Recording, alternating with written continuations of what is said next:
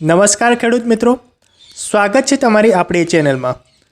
જો તમારી પાસે પોતાની ખેતીની જમીન છે અથવા તમારા બાપ દાદાની જમીન તમારા નામે થવાની બાકી છે તો આજનો આ વિડીયો તમારા માટે ચેતવણી પણ છે અને માર્ગદર્શન પણ છે।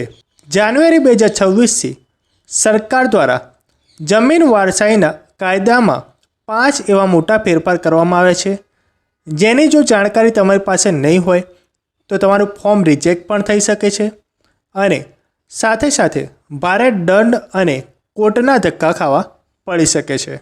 આજે હું તમને એકદમ સરળ ભાષામાં સમજાવીશ કે દીકરીઓના હકથી લઈને સગીર બાળકોના હિસ્સા સુધી બધી વાત આપણે સમજીશું।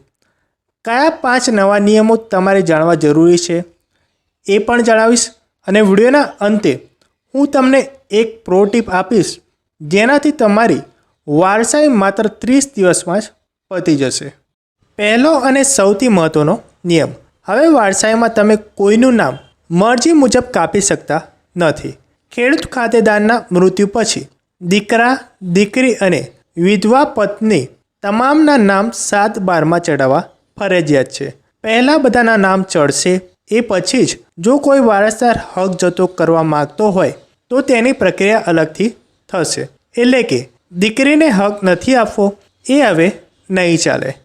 ત્યારબાદ બીજો નિયમ, મિત્રો, જો તમે તમારી 12 વીઘા જમીનમાંથી 2 વીઘામાં તમે ઘર બનાવ્યું હોય કે પછી પ્લોટ વેચી દીધો હોય તો વારસાઈ કરાવતા પહેલાં એ 2 વીઘાને ખેતીની જમીનથી અલગ કરવી પડશે। જો રેકોર્ડ મિક્સ હશે તો મામલતદાર તમારી વારસાઈની ફાઇલ સ્વીકારશે જ નહીં। આ કામમાં 15 થી 20 દિવસ લાગે છે, એટલે વારસાઈ પહેલાં આ અચૂક કરાવી લેજો। ત્યારબાદ ત્રીજા નિયમની વાત કરીએ તો ઘણા ખેડૂતો પૂછે છે કે સાહેબ, પિતાજીના નામે લોન ચાલુ છે તો શું વારસાઈ થશે? હા, ચોક્કસ થશે। લોન ભર્યા વગર પણ તમે તમારા નામ 7/12માં ચડાવી શકો છો, પણ યાદ રાખજો, જો તમારે એ જમીન વેચવી હોય કે પછી ભાઈઓ વચ્ચે ભાગલા પાડવા હોય તો પહેલાં બેંકનું દેવું ચૂકવવું પડશે અને NOC લાવવી પડશે। ત્યાં સુધી જમીનનો કોઈ નવો વ્યવહાર નહીં થાય। ત્યારબાદ ચોથા નિયમની વાત કરીએ તો આ નિયમ ખાસ નોંધજો, અવસાનના 5 વર્ષની અંદર જ વારસાઈ કરાવી લેવી ફરજિયાત છે। જો તમે વિલંબ કરશો તો સરકારે જે દંડ નક્કી કર્યો છે તે તમારે ભરવો પડશે, પણ સાથે સાથે જૂના પુરાવા ભેગા કરવામાં અને કાયદાકીય ગૂંચવણોમાં તમારા હજારો રૂપિયા બગડશે। મિત્રો, યાદ રાખજો, વિલંબ એટલે મુસીબતનું આમંત્રણ। પાંચમો નિયમ બાળકોના ભવિષ્ય માટે જ છે। જો વારસદારમાં કોઈ 18 વર્ષથી નાનું બાળક હોય તો તેનું નામ ફરજિયાત ચડશે। જો એ જમીન વેચવી હોય તો તમારે સિવિલ કોર્ટની મંજૂરી લેવી પડશે। એટલું જ નહીં, બાળકના હિસ્સાના પૈસા તેના નામે બેંકમાં FD કરાવવા પડશે, જે તે 18 વર્ષનો થાય ત્યારે ઉપાડી શકશે।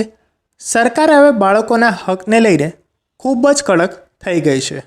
તો મિત્રો, આ હતા 2026ના 5 નવા નિયમો।